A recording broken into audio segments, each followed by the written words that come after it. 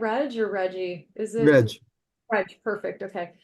So to Reg's earlier point, it is something that absolutely overtakes you. Like, I don't know what I was thinking when I decided to take on that project in grad school, because I remember just like staring dizzily at my computer and going, oh, but if I made like an internal rhyme here, that would be really cool, or that. But wait, Google Translate's saying this, the dictionary's saying that, my heart's saying that. So Mm. it's consistent mediation of these different crossed wires. And for me, that is a lot different than poetry. I encourage everyone to do it. It's a great act of literary service. And it also like, it just really, I can't imagine balancing both though. It is all consuming.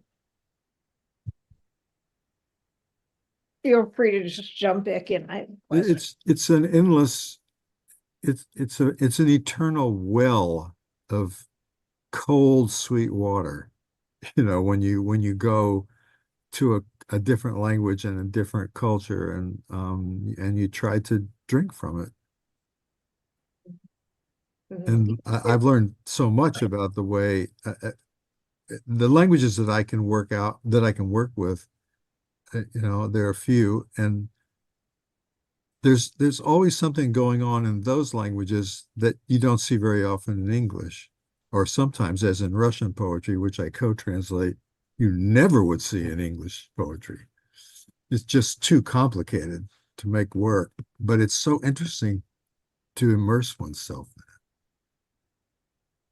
Yeah, it really is. And then what starts to happen is, I don't know, like, Reg, if you have this experience translating dead poets, because it's like, it's also very weird translating the living poets, because Mm. in my case, a poet. But what I realized was happening was that consistently I began getting into this woman's head. And to this day, all of her weirdness, her puns, her anagrams, her interiority, we're totally different writers, zero aesthetic overlap, but I know what she means. I mean, do Yeah. you feel that way with some of the greats who you've translated as well, that you know what it is they mean because you've inhabited that mind space for so long? Well, the deepest difficulties I've had, but the richest rewards have been from co-translating from Russian, because Russian is a language. I mean, we were doing early 20th century poets. We were doing the biggies. We did Tsvetaeva, we did Pasternak, and um, and we've done my co-translator, a selected poems with my co-translator, Ilya Kutik, and Mhm. we did Mandelstam. And the thing is, Russian poetry does things with words, or those poets do things with words, each in a different way, that you can't do in English. Mhm. So how you can't really make it happen in the same way that it does in the Russian writer's head and in what people hear. It's very musical, but not in a melodic way. It's just that there's a lot of sound. It's just a lot of sound that's emphatic, and it's not like English in that way. Except, you know, in poets like Seamus Heaney, who can really hear it and has this trace of Gaelic behind all his English language poetry. That stuff is beautiful too. You know, as I listen to you both, you are talking about the choices that you get to make. Mm. So that, you know, I I started off before I started writing poetry. I was playing music, sometimes or sometimes classical, sometimes jazz, both in which, well, in jazz you do more rendering and um, riffing or jamming. Hmm. But in many ways, it seems to me you're serving, kind of like you were saying, Maria, you're kind of like a channel or a mediator. Um, the original artist, um, by even if you're doing something somewhat original with it, you're a bit the biggest part of your job is to render uh, the work of that person. Now, you were saying, Reg, you were talking about riffing off of Mhm. parts of the poems. And Maria, you were talking about, if I understood correctly, making choices about when you wanted to do an internal rhyme or something like that. You're not talking about the original poet's internal rhyme, am I right? You were trying to decide, oh, should I do this? Should I translate it through that? So those are the choices that you're making.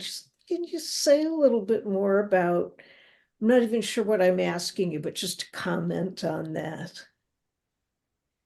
Yes, I think my experience has been that, going back to what I was saying earlier about making those different choices, I've found translation to be largely, it's an ongoing compromise. What am I missing? Hmm. What am I That's good. losing? What am I privileging in this particular work? To Reg's earlier point about Russian poetry being about sounds, but there's certain things that may or may not come across in the translation, or they do really strongly. So in Greek translation, as in blue, there are repetitions that, if not modulated correctly, they're not as palatable in English, and that can be like Hmm. super duper difficult. And like all Hmm. these different idioms, of course, in any language. So what I'm trying to say is, it's really about, what am I going to compromise right now versus what am I going to negotiate? It really is a cost benefit analysis, at least in my mind. Hmm. What do you think, Reg? Do you encounter that or no? Yeah, certainly. My deepest attempts have been the ones with Russian, because my co-translator explains to me word by word not only what the meanings are, but why the words are where they are. Russian syntax is totally flexible. It's like Latin. You can put things anywhere you want. And the sounds that are used, Pasternak, for example, loves to make sure that every rhyme, end of the line rhyme word is an image.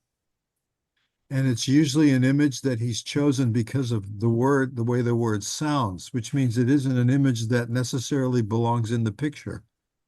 But he finds a way to get it in. And then everyone goes, I was told by Ilya that when Pasternak gave readings, people would gasp when they got to the rhyme word, because they could never have seen it coming, and yet somehow it made sense. Well, you can't really do that in English too well. You can't really find those kinds of ways of enriching the whole texture of what you're hearing. It's like a complicated carpet, woven carpet. Beautiful though. Wow. Well, I want to, before I move us to you asking each other's questions, I Oh, want to ask you each to read just a brief passage of uh, the original of something you've translated. um,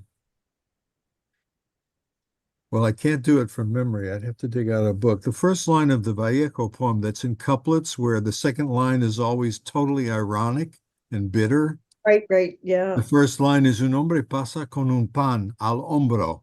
He's already making a sound with hombre and hombro, which is shoulder.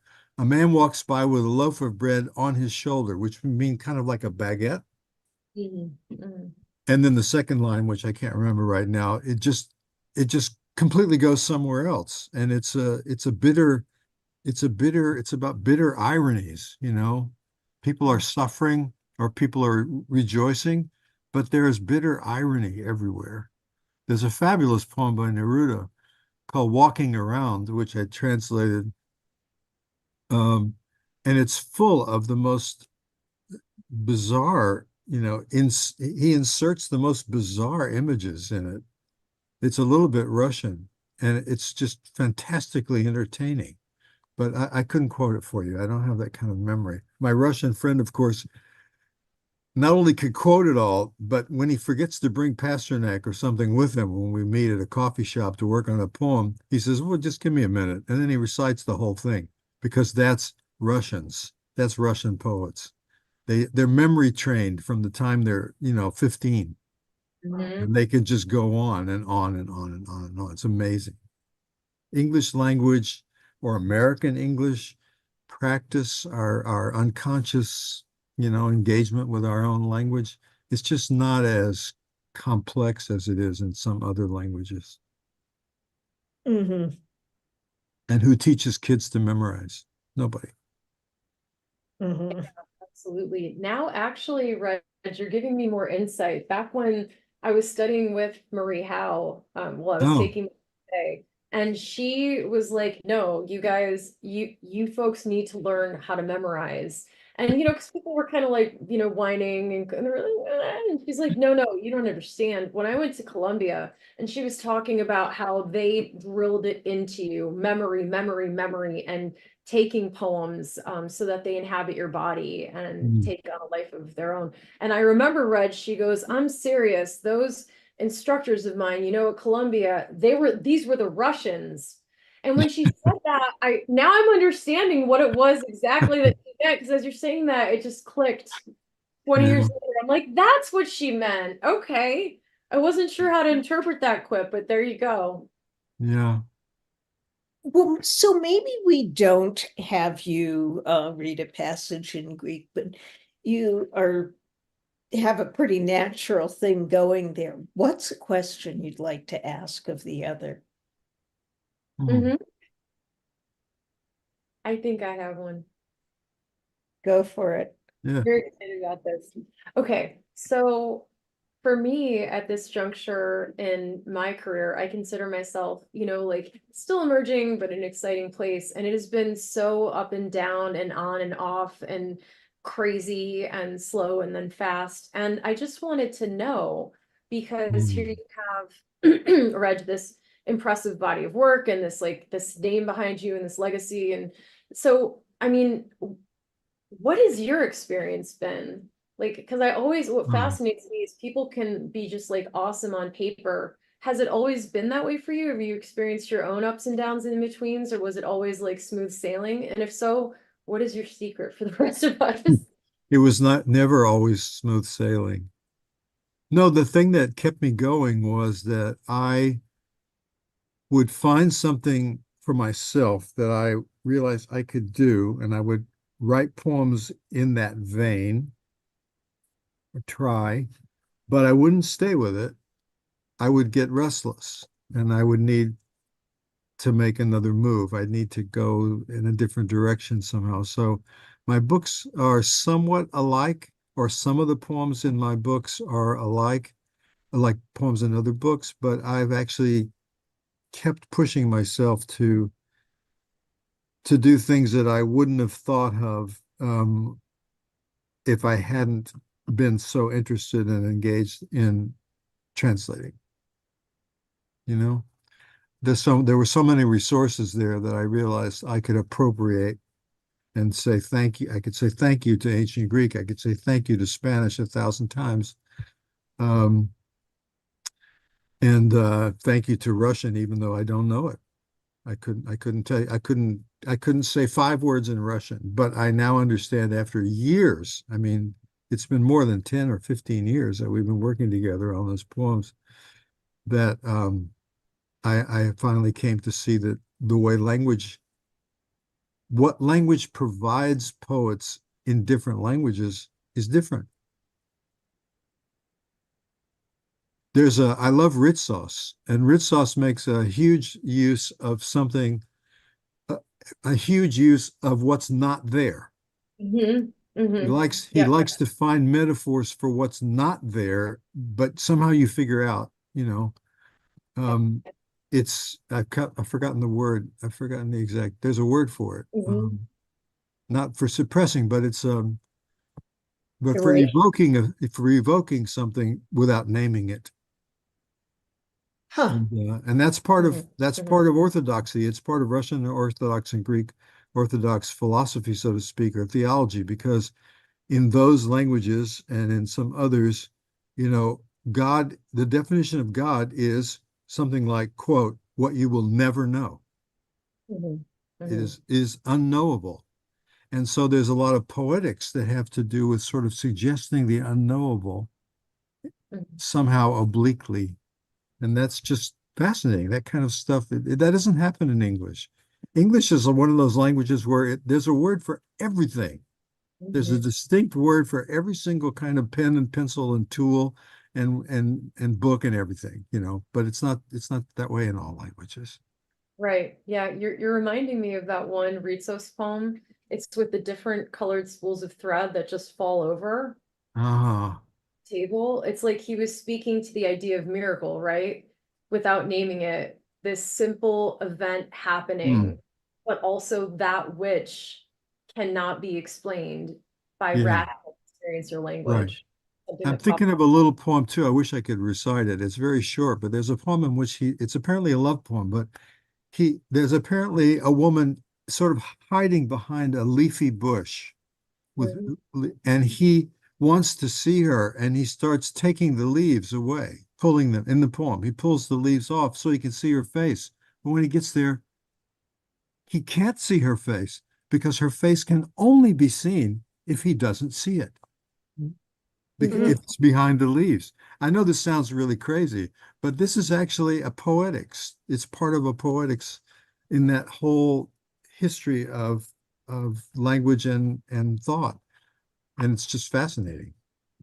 Wonderful. Hey, Reg, do you have a question for Maria? Well, I'd love to know about translating modern Greek and have you played around with any of the ancient stuff, or is it only the modern that you work on?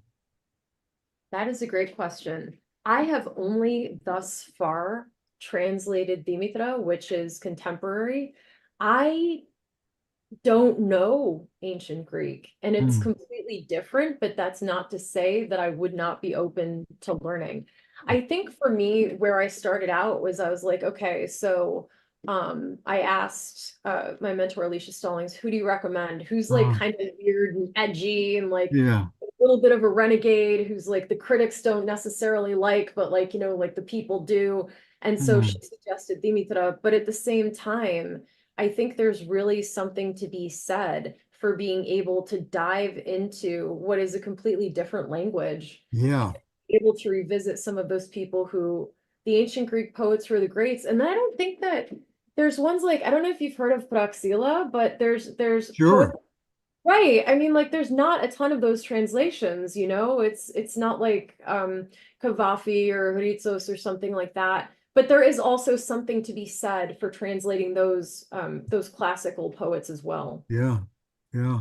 I think that when you get a lobe, one of those little green uh, lobe volumes. There's one called Sophocles Fragments, and there are others of very, very short fragments, especially by ancient women poets whose work wasn't preserved as well as, Sophocles' work was, although even Sophocles, supposedly wrote over 100 plays, and there's only a handful. But I love reading through those fragments because the Greek is on one side, the English is on the other, and with a little bit of a Greek dictionary next to you, ancient Greek dictionary, you you can find so many fascinating words. Words, there's a word in Greek, ancient Greek, which meant I can't find it again. I knew it once and then I lost it and can't find it. It meant jumps when pinched. That's a verb in ancient Greek. That's fabulous.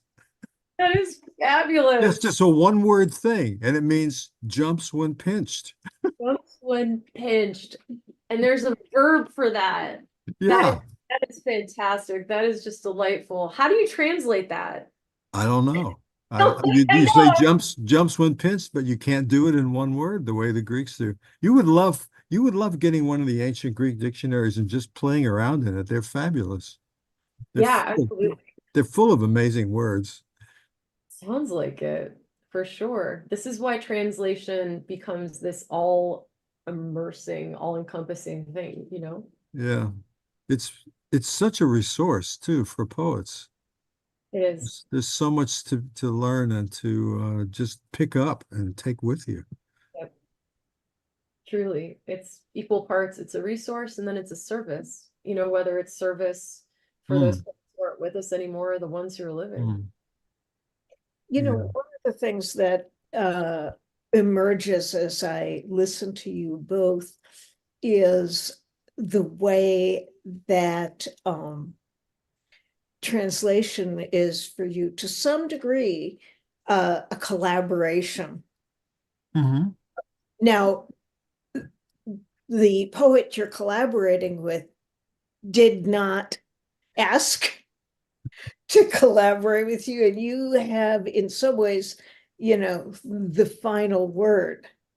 But as you were saying too, Reg, it keeps you fresh to be able to bounce off of these other poets Mhm. in that kind of what really sounds like a lively exchange. Mhm. Yeah, it's a great thing. So it's time for us to wrap up, but I want to ask each of you if you have anything, any more comments. But I also want to say, I have this feeling the two of you are going to be continuing this conversation after we wrap up, and you now have each other's emails. Absolutely. Last thought? It's been fun. Enjoyed it. It's been good. It's been deep. Well, You both so much. It was such a fascinating conversation to have you discuss translating like that. It was really, really great. Thank you so much. Oh, I good. also want to thank all our open micers too. It was a great evening, Yeah. and wish everybody happy holidays. Everybody out there who's still listening on YouTube, and you know, on YouTube people tend to drift away, but you've held their attention, so that's commendable. And you know, I'm gonna urge people one more time, buy a book for Christmas. Buy a book maybe for yourself, buy a book for someone you love. There are two poets that you've heard tonight that you may really want to delve into more yourselves, but share with somebody else. When you do that, you give a gift both to your friend or family, but you also give a gift to the poet of reading their work and sharing it. Have a happy holiday and read or write and spread some love.